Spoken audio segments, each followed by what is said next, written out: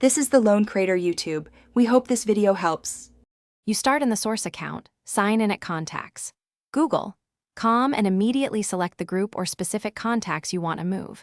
Once selected, click the left menu and choose Export. Pick Google CSV to keep field mapping intact. Why Google CSV? Because it preserves names, emails, and labels for Google imports, which reduces manual fixes later. Make sure export completes and a CSV file downloads. Note its file name and where your browser saved it so you can import next.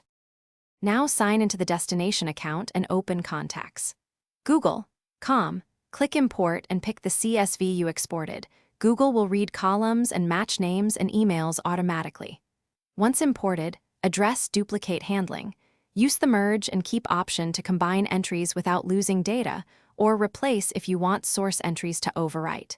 If labels didn't carry over, you can create and apply them after import. Keep the original CSV until you verify all contacts arrived correctly. Finish by scanning the destination contacts list. Check primary emails, phone numbers, and labels. You may need to tidy mismatched fields, open a contact to correct or add missing data. Use the Find and Merge Duplicates tool to clean duplicates created during import. If something went wrong, don't panic. Correct entries in the CSV, then re-export from the source or re-import the updated CSV into the destination. Make sure sync completes on your devices and verify changes on mobile accounts. Thanks for watching.